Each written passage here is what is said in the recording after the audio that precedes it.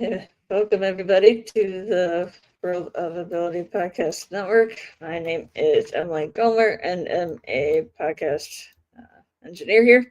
I'm excited to bring you another episode of Revolutionize Your Marketing with City Marketing and John Petros that we've been doing the last few months here on every Friday at 5 o'clock Eastern, 4 o'clock Central. And as the name is suggests, all about marketing and new ways to promote yourself or your organization. Anything connected with marketing. And so I'd love to have you as a guest. So let us know if you are interested. But with nothing further ado, bring in Roast and John to kick us off. So, John, come in here, come off mute, and kick us off today with our guest. Hi, how are we doing, Emily? Good, how are you? I'm doing good. Welcome, everybody. Whether you're watching this live on one of 4 platforms, or if you watch the recording later on YouTube. If you want to leave a message, contact me. Let me know what you think of the podcast. You can do that at my email, millcitymarketingma@gmail.com.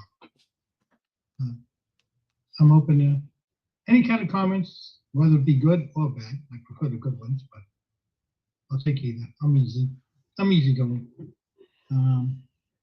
So thank you for joining.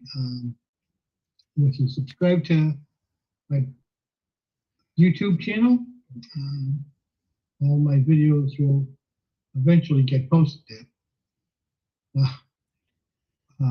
So I have a guest tonight, a good friend of mine, not too far away from where I am. You might actually consider us partners in crime. Mike. In a good John Paduchak. Come on in, John. How are we doing tonight? Hey, we're doing great. How are you, John? I'm doing about to be expected up in the Northeast during the winter. Exactly. Can't complain. It doesn't do any good, right? That's right. Won't help at all. All right. So, John, why don't you let people know who you are, where you're from, and how you got to where you are? Sure. Boy, it's a long story how I got to where I am. So this could get interesting. But where I am, I'm in Hudson, New Hampshire. So you and I live fairly close in proximity. I'm a marketing advisor, and I have 3 facets of my business. I have an advisory where I work with larger companies in the 1 to 5 million annual revenue, actually 1 to 15 million annual revenue range, helping them to monetize their business for sale in 2 to 4 year time frame. And then I also create sales bots. So I'm kind of in the AI world there.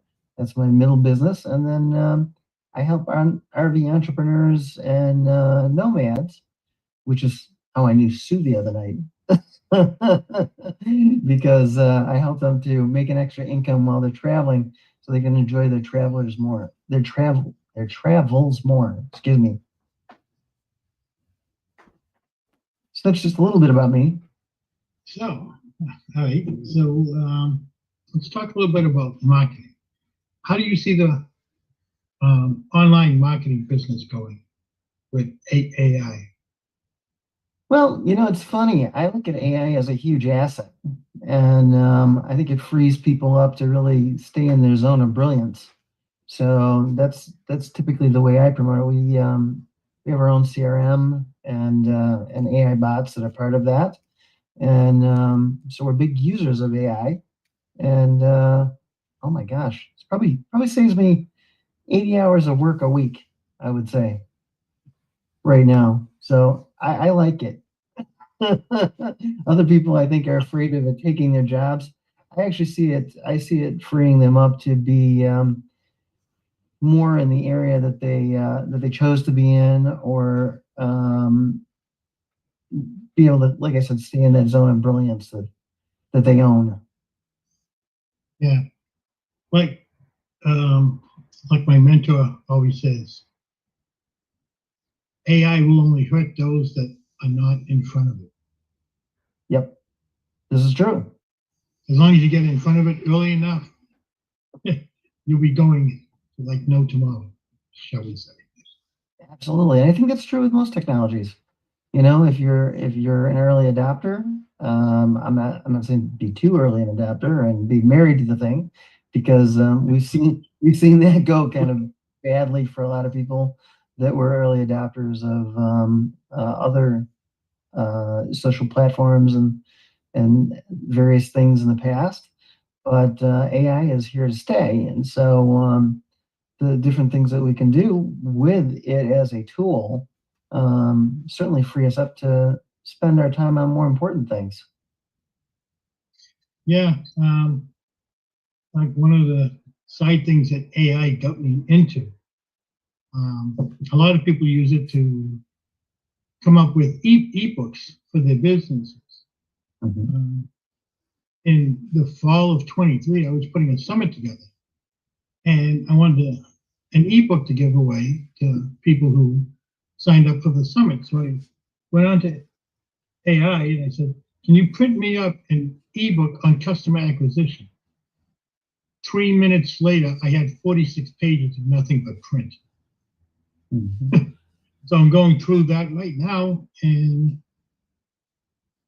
rewording it, some of it, and making sure everything's in the right place and adding graphs and charts. So now it's going to end up being a book I'm going to come out with. So you never know where AI is going to take you if you play around with it, shall we say, an experiment. But that's how you learn AI too, is because there's so much of it coming out now. Like every week, there's at least a half a dozen new things coming out. So many things changing like all the time. I'm kind of the same way. I started out with it, using it for video scripts and playing around with it with ebooks. And my ebook also is becoming a standard book for what we do, which is, monetize businesses for sale. And it's kind of interesting how that came about. I wouldn't have figured I would end up taking my notes and writing a book out of it, but it gave me a lot of unique ideas and put together some concepts that I hadn't really thought of. And next thing you know, I'm writing a book. Yeah, and it also got me into doing a second book at the same time. This one hasn't been a year that it's been sitting around. Besides the business book, Mhm. way in the other direction, I'm working on the kids book too. Nice. So I'm going like from both ends into the middle, shall we say? Exactly. And it's a great way to kind of test out ideas. I know I was using it for boy, this is going to be a long story. So I'm an RV enthusiast. That's the other thing about me. I've got a 32-foot RV in my Class A RV, and we do a lot of traveling. And I'd say a couple of years ago, ran into a young couple who had basically stayed in their parents' basement to save up enough money to buy an RV and pickup truck so they could travel to the United States, go all over the place. And I said, "How far have you managed to go?" And they said, "Oh, we've managed to go to 6 states." And I'm like, "What do you guys do, for money while you're traveling?" And so this is what got me into this whole thing, John, is that these poor kids never finished their travels. They ran out of money after 6 states, and that was kind of the end of that. And I thought that was really sad. They had set out with their young daughter to see a lot more and weren't able to finish. And I think there's a lot of people like that just want to enjoy traveling more.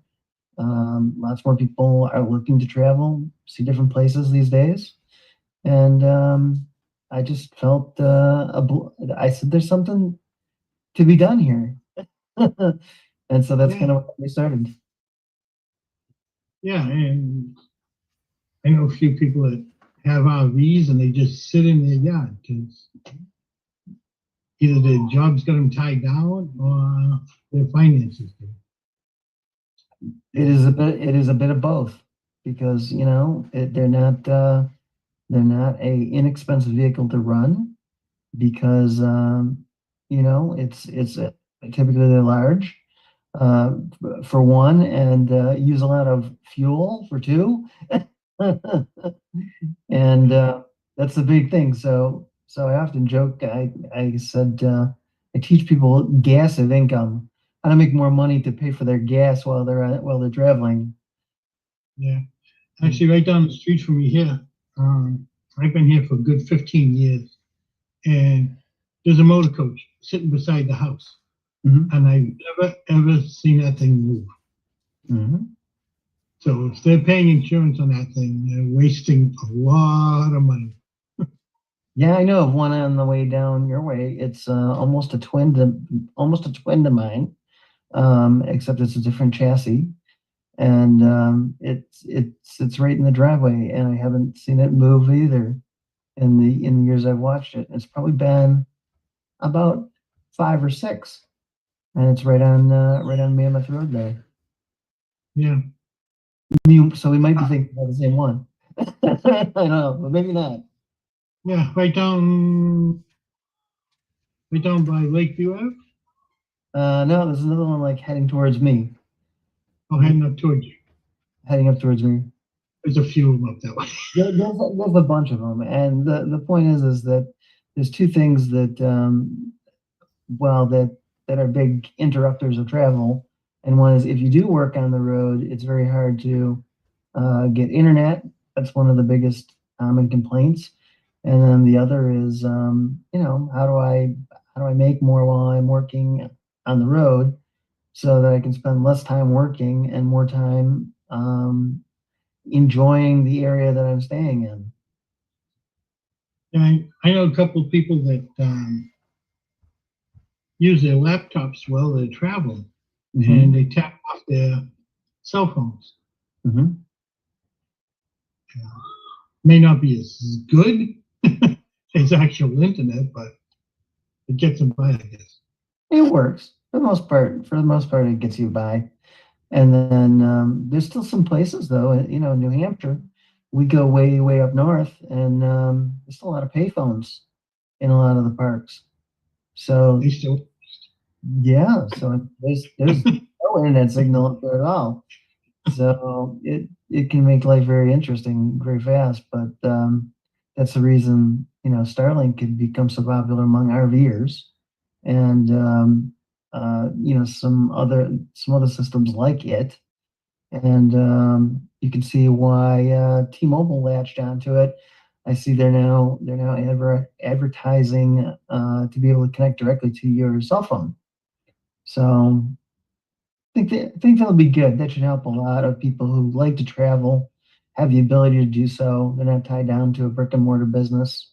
And anyways, it's fun helping those people out.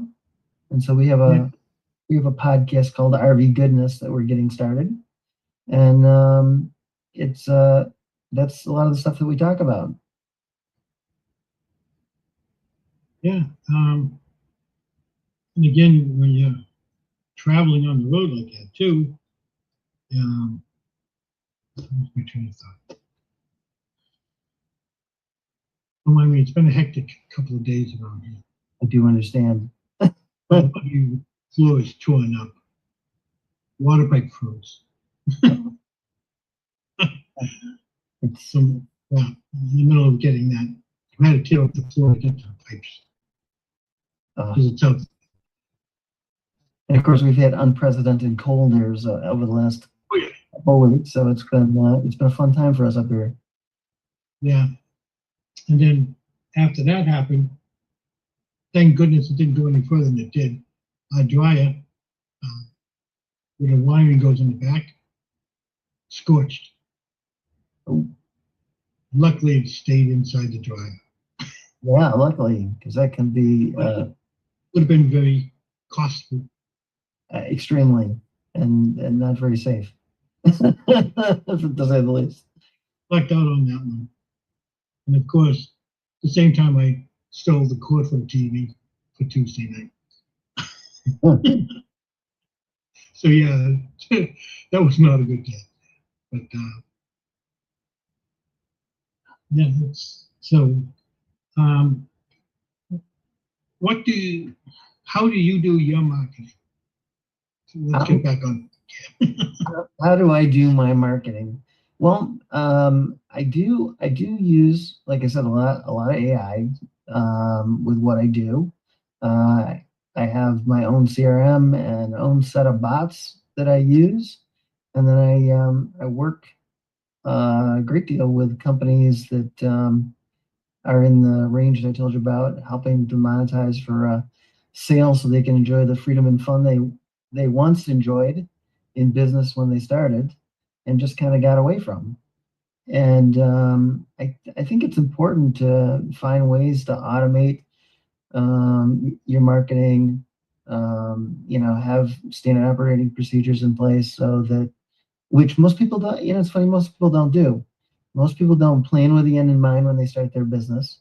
Most people don't put their standard operating procedures in place so that God forbid something happened to you, you want to pass your business along to somebody else or whatever, they at least know how you ran your business. And we never plan for those things.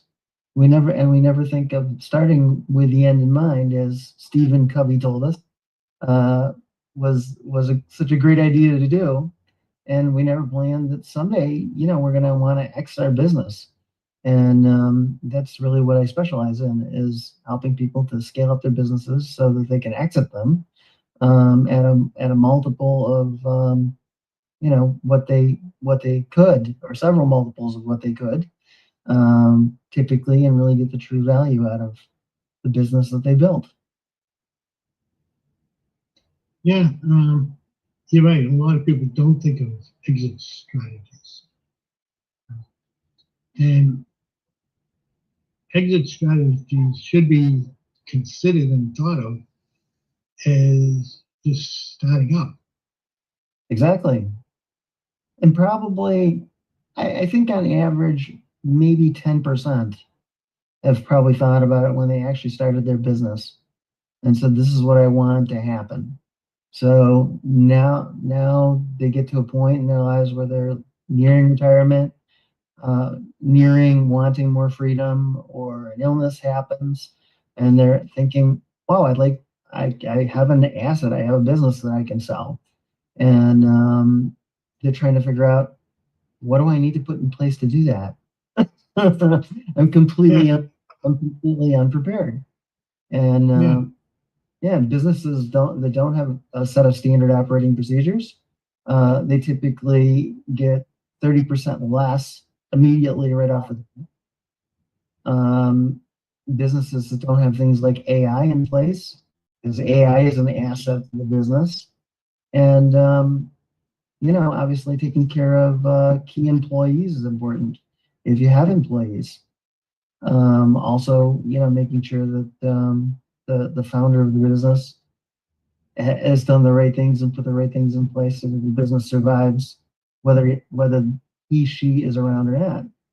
And I run into this a lot where people are trying to transition out. So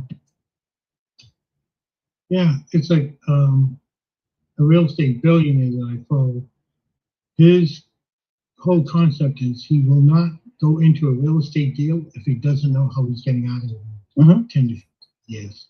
And that's how he became a billionaire. exactly. He gets a strategy all set to exit before he even gets into it. I think that's really important for pretty much everything we do. Planning just when to get out. People who trade stocks, same way. They know exactly what their exit point is. People who are in real estate know exactly what their exit point is. And people who are in business for themselves, they should know exactly what their exit point is. There's a lot of similarities in all those things. So getting out of a deal is just as important, if not more, than getting into it. Yeah, and maximizing the value of it is important. And so that's really what planning ahead is all about. It's maximizing, the value of what you've built and put in place. And typically, we see um, people that have built a business, they either want to pass it down to kids, they're planning for a sale, or there's some kind of a hybrid in between, which is usually what happens with solopreneurs, where they have to find a way to replace themselves in the business, or they stay on as a consultant for a period of time. So it's very interesting. I feel kind of fortunate. I get to do a lot of work in marketing with AI. I have a great group, a great outsourcing group that I work with of about 70 people, and they do a lot of different tasks for me. And we have a pretty well-rounded marketing advisory.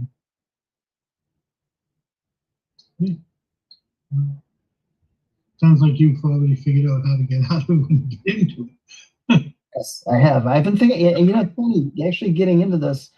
I had not put the plan together myself. And then I started thinking a lot more about it because I have a son who's 25 and autistic.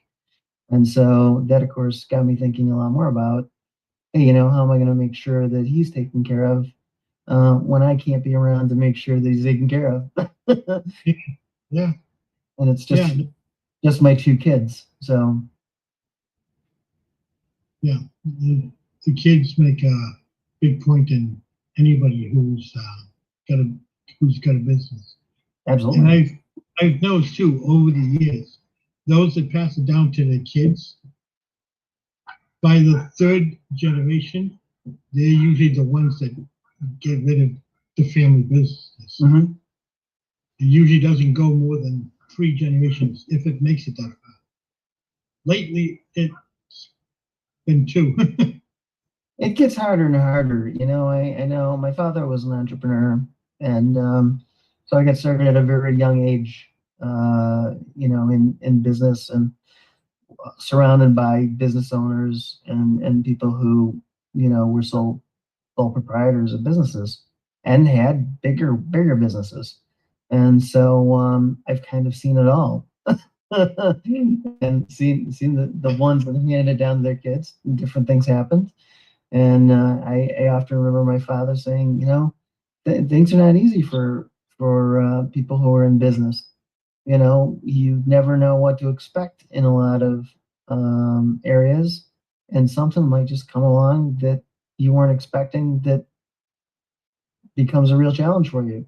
Might even put you out of business. And we saw a lot of that kind of stuff happen during COVID, didn't we? We saw a lot of business didn't plan for the unexpected. It didn't put funds aside for things like that might happen that would cause a sudden drop in their business. Yeah, that's what my ultimate goal is helping out little businesses. So goes up big enough where something like that happens again, they'll be able to survive.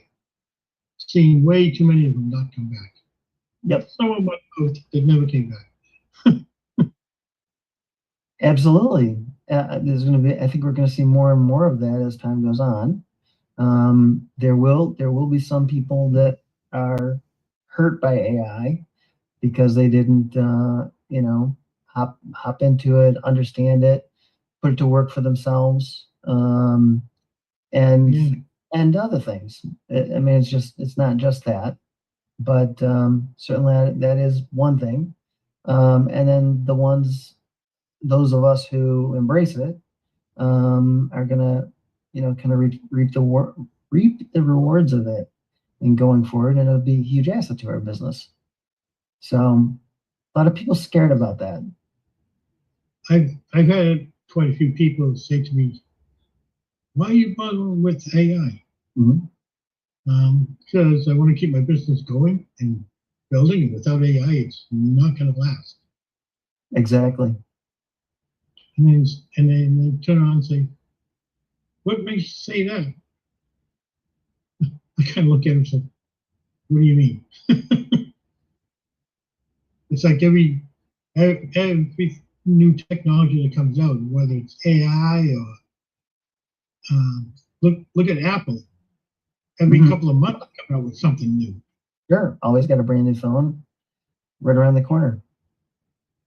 If you're not innovating, your business is dying. Yeah. Same thing with electric cars. I'm seeing more and more of them on the streets, Sure. and that's why the price of used cars is going up. Nobody wants them. Absolutely, it's absolutely true. Or they've been difficult to find because in certain places people do want them, and certain models and brands are difficult to find. So it's kind of a combination of both. And then the chip manufacturers. So it's just so many things affect different things going up in price. Often we don't see the whole picture. Yeah, and I like the people that say that they're afraid of AI. They don't like AI. Well, I got news for you people. You know how long you've been using AI and not knowing it? Why do they think when they go on to why do they think when you go on to some of these live stream stations, they suggest movies for you to watch because it's AI picking up what you watch. Exactly. We've all used Realize that. we all used Alexa now to order something, or Siri on our iPhone, or whatever it might be. So we've all had some exposure in different ways and forms to AI, whether we expected to or not. Yeah, and I'm surprised how many people don't even realize that. Yeah, it is kind of surprising. Ads following us around is another form. And, we happen to mention something, our phone picks it up. We get an Alexa unit in our house, it picks it up. Next thing you know, we're trying to sell us dog food and coffee and ship us stuff. But there's a lot of places where AI exists that we don't really think of. And a lot of people wonder, how do they know that I was just looking at that car, or that I was just looking at that product X. And I can't tell you how many people pop over every once in a while. We were talking about something, and they go, I saw ads for that thing like for days after you and I were talking about it. Well, that's a part of AI. And I have this thing where I swear AI likes to pick on my wife. She gets in the middle of something on her phone and she hates mice. She hates even looking at a picture of a mouse in a box. Oh, wow. And every so often, when she's in the middle of something important on her phone, this ad pops up with videos of. She calls the phone up and says, give it this, give it this. I swear it's AI just giving her a hard time.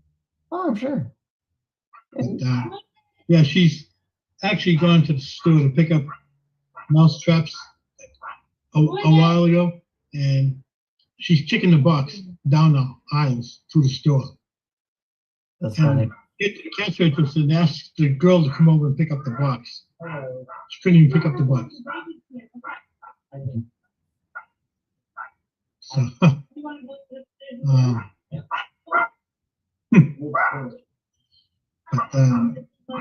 someone's at the door. Okay. My daughter's There's a lot of activity going on over there. Oh, yeah, there's always something going on around here. But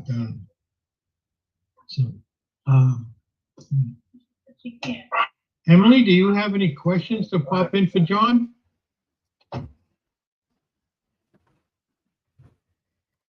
I'm not sure if you've already said this, John, but how did you get into doing what you're doing, or what inspired you to get into what you're doing? Oh, how did I get into doing what I'm doing? Yeah. Originally? It's kind of a funny story, actually. So I went to school to be an imaging engineer, and I got my degree in engineering. And all of a sudden I moved out here in the 90s. So I've been in marketing for 35 years. But my boss comes in one day and he says, I need a programmer, but I can get you, I'd like to get you this job in marketing. So I'll have somebody who understands me in the other side of the building. And so that's kind of how I originally got into marketing. And I just really enjoyed it. I really enjoyed helping people out with it, and realized the more and more I went along, it was fun to see how businesses were built and put together kind of from the inside. And I got to see a lot of that. And it's been very helpful all these years. And it's funny how many people say that not many people last long in marketing. And some people, when I say I've been in it for so long, they look shocked because they say the average person only the longest people typically end up in marketing is like 20 years or something like that. And I'm like, wow, I've never, I mean, I know a lot of people who've been in marketing for way longer than that, but that's originally how I started. And I started learning about business with my father, when he put me to work on our family farm. So it was kind of a long culmination of things that put together. But because I was more of a practical engineer, I ended up in marketing, and I enjoyed it. I excelled in it, and I liked the people that I worked with, and it got me out of my introverted ways into being much more extroverted, which was also good for me. So big personality change. Yeah. That's another thing that's got a lot to do with marketing too, your personality. Totally. You move into marketing sales, you're bound to turn. Like I said in some of my past podcasts, personality fits right in with mindset. If somebody doesn't have the right mindset for business, yeah, it'll fail. I've had a couple of guests on that have talked about mindset. And I've gotten more into mindset too over the past year with the course that my wife was taking, becoming a life coach. It starts with mindset. Yeah. In fact, I've added a little mindset piece to my own business after taking the course Positive Intelligence. I just found it extremely useful, and sometimes people have a difficult time getting to the root of an issue that's affecting them and their work. This kind of really gets to it quick, and so I found it extremely helpful. So that's definitely changed a lot of mindset things for me. I find it bother me nearly as much, and that's one of the things as entrepreneurs we face all the time is, things that change quickly, and those hidden surprises that pop on up unexpectedly. Yeah, I've had a couple of those that set my mindset going in complete opposite, wrong direction. Yep. And took a little work, but came back from it. Happened to us all. Almost cost me my marriage, but hey, it worked out. Good. I'm glad. I chuck it up as, hey, being stupid in your old age. We all have things that happen. That's for sure. I mean, hey, at 65, you're bound to do something wrong. Yes. I haven't reached that mark yet, but I've certainly had my trials along the way. I think anybody who's in business does, for sure. I have something coming up at 6. So any last comments you want to throw in?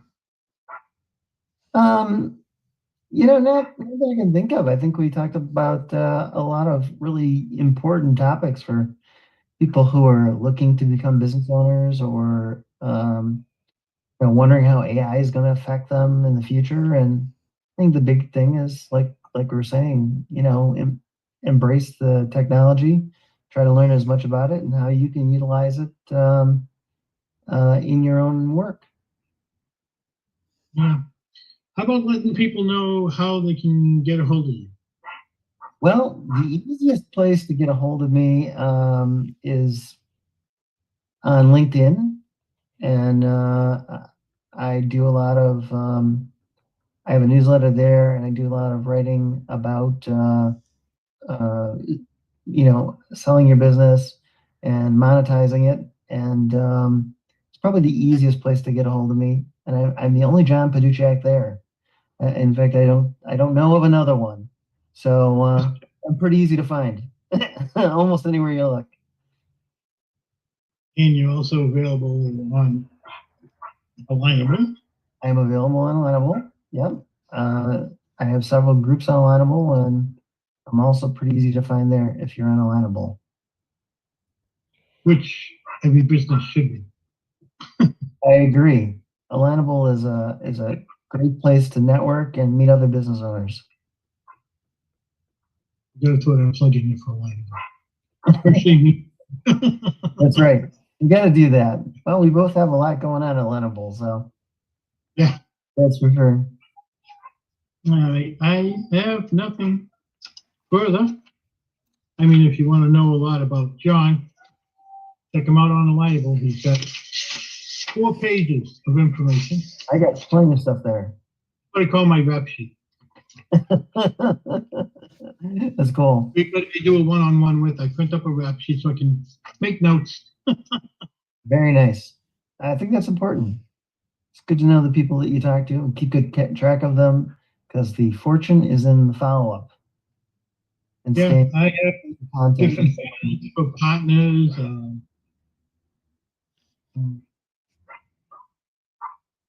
Partners, podcasts, one-on-ones. I got all separate files, and I'm finding out that same people got to be in more than one file. It doesn't work that well. That's all part of organization. That's right. All right, Emily, how about some closing words? Yeah, all right. I'd like to thank John for coming on today. Welcome. It's great coming on to visit with you both. Yeah, and for anybody else who's tuning in, again, we are here every Friday. So I encourage to see everybody next week. John, you're welcome to come back anytime. And so if you're interested in joining us and the show, please let us know. If anybody has any questions or comments for me, go and text me at 608-886-9801. And encourage everybody to check out. One quick comment, Emily. Yes, John. I hate to interrupt, Emily. One quick comment. I almost forgot. John, make sure you pop in on the same link on March 7th. I know it's the last day of the contest. It's also my birthday and also my podcast day. Oh, so come to my birthday celebration. Awesome. I'd be happy to. Just remind me, but I'd be happy to. It's going to be an open podcast. People will be dropping in, dropping out. Might even go for longer than an hour. Right, Emily? Yep. Well, as long as anybody Wants wants to Emily. go. Very nice. Well, I appreciate you guys having me on, Emily and John. Thank you. You're Thank welcome. you for coming. You're welcome. And everybody check out our social media, YouTube, LinkedIn, Facebook, so on. And other people we're working with, like Destroying the Disability Channel, Lawrence Renegade Studios, Marcus Harder with Transfer Media, Zach Clayton, the Peck Channel, and Erlands of the Fitness Fancy Podcast. But until next week, everybody has a safe and productive week and to stay happy. Thank you.